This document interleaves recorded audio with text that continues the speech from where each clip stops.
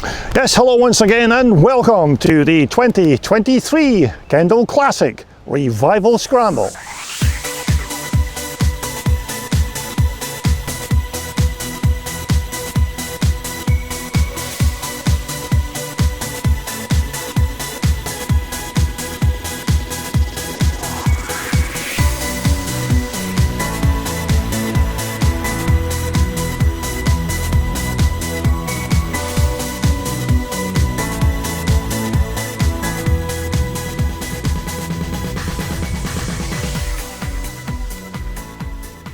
So hello once again and welcome back to episode 3 and our final walk around the racing paddock for the 2023 Kendal Classic Revival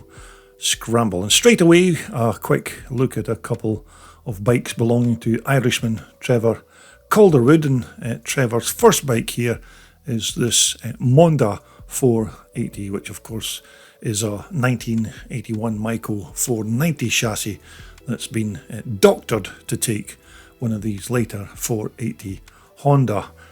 two-stroke motors. So basically what you end up with is the impeccable handling characteristics of the 81 490 Myco frame and the power, grunt and reliability of the big Honda two-stroke motor. And I've actually seen this bike out on the track in action, and the overall package appears to work very well, especially when Trevor's in the pilot seat. But you certainly can't argue with the power from this big Honda 480 engine, an absolute stonker of a two-stroke power plant that probably has more than enough grunt for your average club rider to handle. And Trevor's Monda is a bit of a work in progress type of bike, because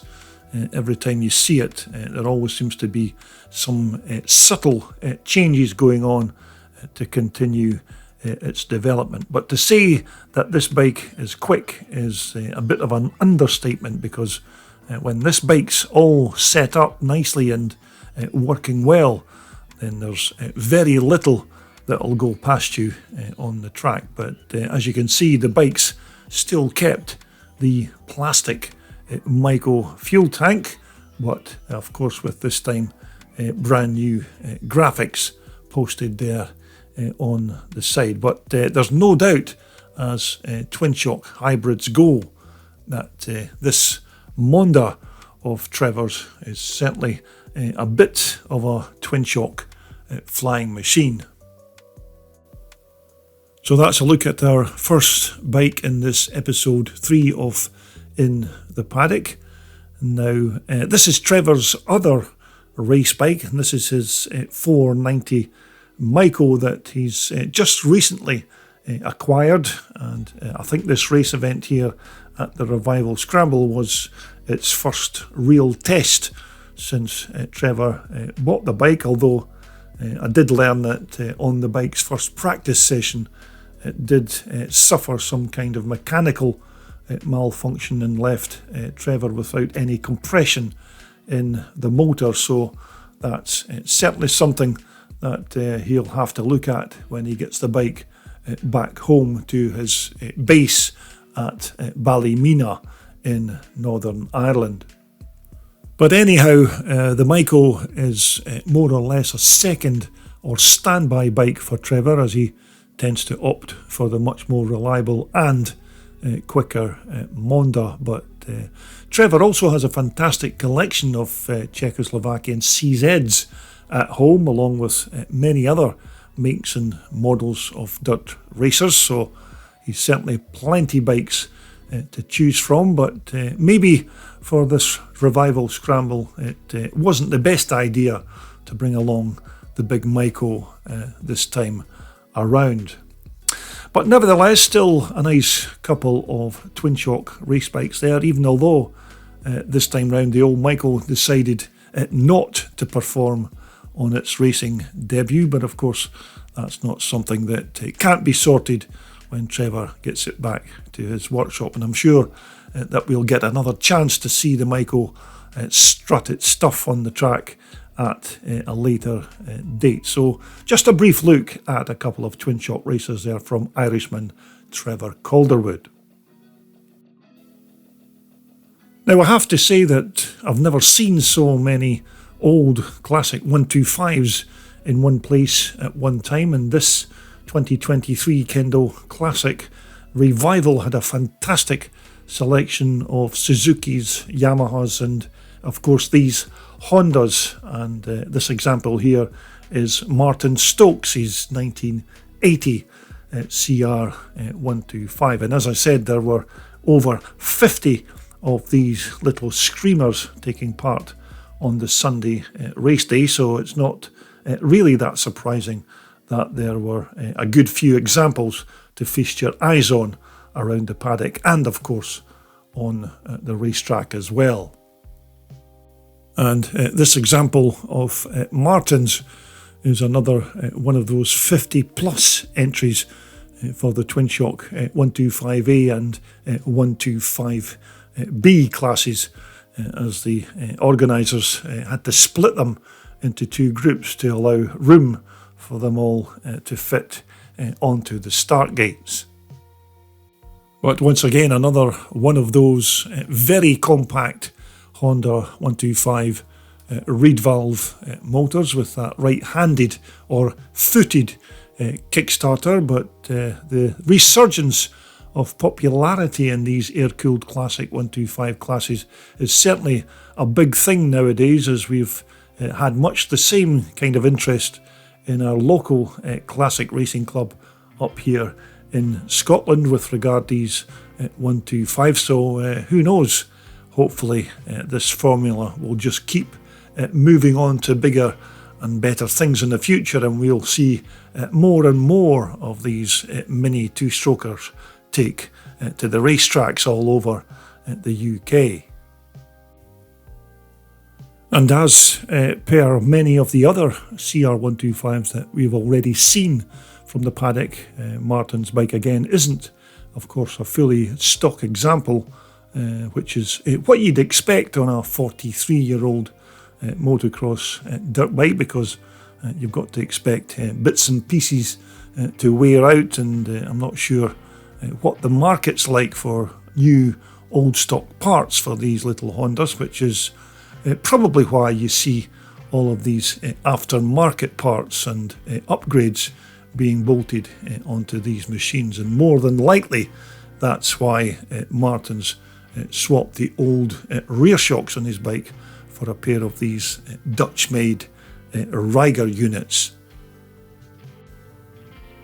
But for sure, if you're a fan of your air-cooled 125 twin shockers, then you would have enjoyed a quick browse around this paddock at the Revival Scramble this year, because it appeared that every time you moved your head there was yet another 125 bike staring you in the face. And this 1980 CR125 Honda of Martin Stokes' is yet another bike that you'll be able to see in action on the track in the racing highlights, which of course will be posted quite soon.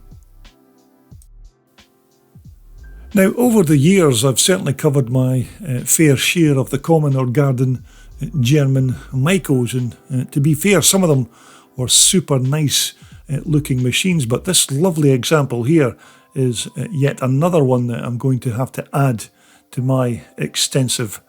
list. So this fine example of German engineering is young Carter Burns' 1981 490 Mega 2, and once more another quick spin on the iconic and legendary 490, and this example once more has some very nice upgraded parts bolted onto it. Now, I did ask on the day, but many of the bits and pieces that went together to build this bike were a bit of a hush-hush type of affair, because I think this was the bike's first outing after its construction, so it was most definitely a work in progress type of machine. But certainly one of the more outstanding features on this bike has to be this lovely expansion chamber, which is in its own a thing of beauty without a doubt, but I was told that this was an experimental pipe for this bike, although how it actually performed on the bike on the day, I'm not entirely sure. But somebody's certainly taken their time to design and build this pipe, and the only real identifying marks on the pipe was the small red 64 racing logo, which doesn't really tell me a lot, but maybe some of my more knowledgeable YouTubers will certainly know a little more. But as we move along onto the big Michael motor, which again I'm assuming is your stock original reed valve rocket ship that still has its original big Bing carburetor in place. Now, whether there's been any other internal work or upgrades done on this engine, I never really asked on the day, but at first glance the engine does look like your run-of-the-mill Michael power plant, although it does have this replacement alloy ignition cover to replace what would have been, of course, the original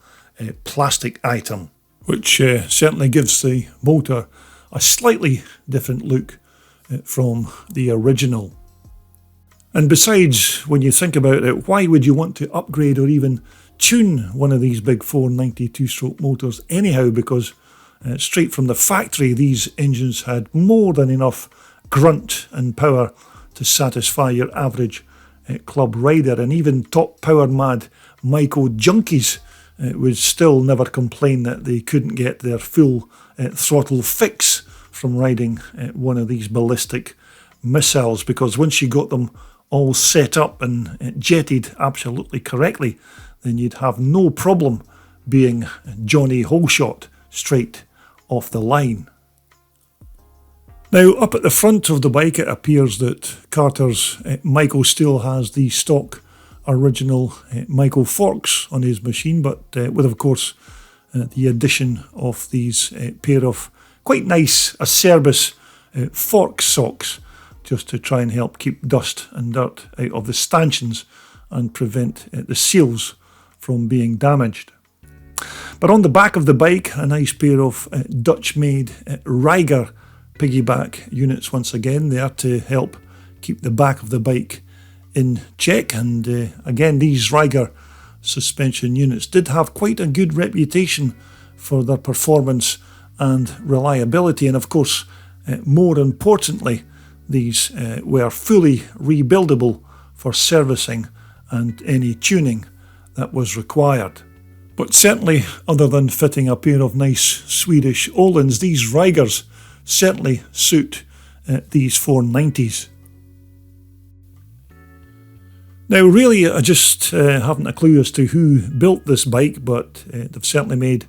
a cracking job of putting it all together, although there is some references on the bike to R&J Racing, who obviously have something to do with its construction, but it's all been very well put together, as I said, with some nice trick parts. But if I do come across more background on this bike at a later date, then we'll surely do a full feature and an update on Carter Burns' lovely 1981 490 Michael. Now, this was another nice collection of 125s I came across on my Paddock walkabout, and here we had a nice RM125 Suzuki and Honda CR125 from number 88 there, Dave Cartledge, and we also had a similar pair of bikes from number 94 here, which is Charlie Johnson, and this bike here is Charlie's 1980 CR125. Now, I'm not too sure as to exactly how many of these Honda CR125s were actually at this revival event this year, but there were certainly quite a few, as you've no doubt gathered from these Paddock videos. And again, another nice example from Charlie with his machine, although I'm not too sure as to why this one has a white chassis rather than a red one. But even so, it's still another nice example of one of these old Honda 125s. But this was Charlie's other bike, a nice, probably late 1970s model of RM 125 Suzuki, another quite rare little beastie that you very seldom see on racetracks these days. But again, it's just great to see one at a classic Scrambles race event. Although it never ceases to amaze me the power that you get from such a small, compact two-stroke motor, and the Japanese certainly knew how to build an engine and extract maximum horsepower from it. And the big four of Suzuki, Honda, Kawasaki and Yamaha were certainly past masters in this craft. And these little Suzuki's motors weren't too much to look at, but they can certainly pack a punch. But without doubt, Charlie's little RM once more is a nice looking original machine. Okay, it may have maybe one or two non-stock parts bolted onto it, but when you consider that this bike it might be about 45 or even 46 years old, then that's no surprise considering its years. But then again, a nice pair of 125s there from Charlie Johnson. Now, parked alongside Charlie Johnson's bikes were another nice pair of 125s, and this time it's Dave Cartledge's 1980 CR 125 Honda. Now, I'm not exactly sure where all of these Honda CR 125s have been hiding all these years, because just a few years ago you'd never even see one of these bikes at a classic scramble, and now they're becoming just about as common as a Maiko around the racing paddocks, but with a much smaller motor, you understand, and maybe a bit more reliability built in. But you're certainly in for a treat when we get round to the racing part of this event, when you'll be able to watch about 25 of these machines all line up in the two Twin Shock A and the Twin Shock B 125 classes, and scream off the start line. But once more, another fine little CR 125 there from Dave Cartledge.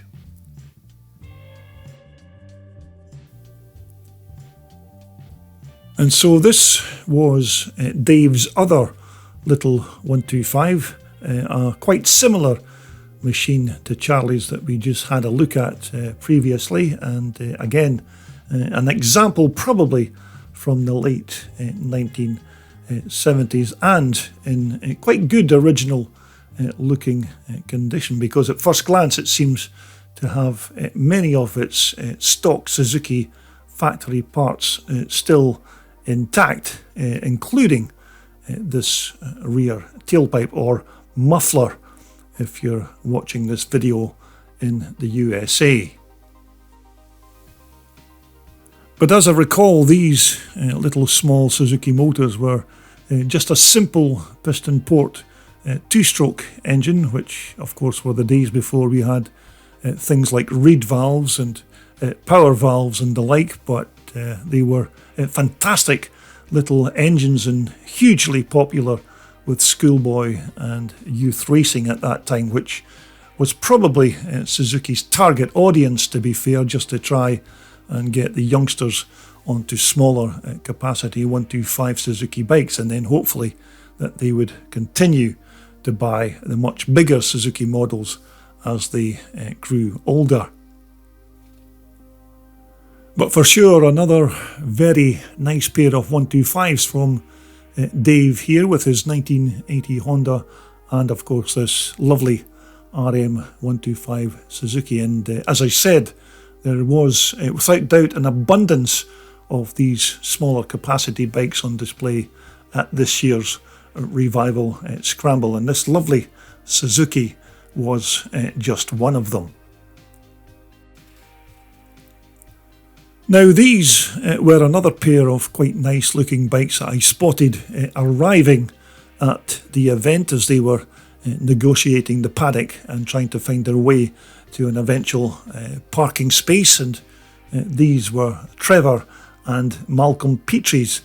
lovely pair of 1980 560 CCM JHR Rotax bikes, which look like they've just undergone a bit of refurbishment recently, as they both looked absolutely immaculate with their chrome plated chassis and those massive 560 Rotax 4-stroke motors sitting inside. Now both Malcolm and Trevor will be riding these bikes in the big twin shock open class in the age 56 and over category, so do try and make a point to see if you can spot them in the racing clips that are soon to follow. But both of these bikes are more or less identical, fitted with these big 560 Rotax 4-stroke engines, which are a fantastic thumper power plant and more or less as tough as an anvil and virtually unbreakable, and you'd have to be pretty cack-handed to break one of these Austrian-made motors, because these Rotax engines can certainly take a lot of punishment from even the roughest of riders. Now I'm sure that you're already aware that these Rotax engines are a single cylinder motor with a Twinport cylinder head with twin header pipes and a tailpipe sticking out of each side of the bike just underneath the rear mudguard. And I have seen these engines with the 2-into-1 race pipe conversion done on them, but as you can see here, Trevor and Malcolm's JHR Rotaxers still have their twin tailpipes intact. Now the chassis on both of these machines are yet more of the superb craftsmanship from John Hand at John Hand Racing, who builds these JHR frames, and we've featured quite a few of John's chassis here on Classic Dirt Bike TV in the past, and they're all made from the finest tubular steel and bent and shaped by John himself, and it's certainly a great chassis to house one of these big Rotax engines in. Although it certainly would have been good to have had just a little bit more time to take a much better look at both of these bikes, because they were a special pair of twin shock thumpers, and it's not often that you get to see two identical twins turning up at the same time. But once again, a very nice pair of John Hand Racing 4-strokers belonging to Trevor and Malcolm Petrie. Okay, so next up on our episode 3 of our Revival Scramble Walkabout 2023 is Jeff Taylor's Twinport Czechoslovakian 2-stroke CZ. Again, another fine example of one of these iconic and very fast twin shockers, and this one's probably an early or maybe mid 1970s example, and it's probably a 360 or maybe even a 380 motor, although I never actually spoke to Jeff on the day, and he certainly wasn't listed in the day's race programme, so don't quote me on any of those details, as I'm just speculating on what I see. But these CZ motors were just a simple 2-stroke single cylinder engine that had a twin exhaust port in the barrel, and this motor for sure looks like the much bigger brother of its smaller 250 twin port sibling. And again, you can see that George's ditched the motor's original Jekoff carb in favour of a much more tunable Mikuni. But it's certainly not hard to know what kind of bike that you're chasing when you come up behind this machine on the racetrack with these twin tailpipes sticking out of the back, because there's not many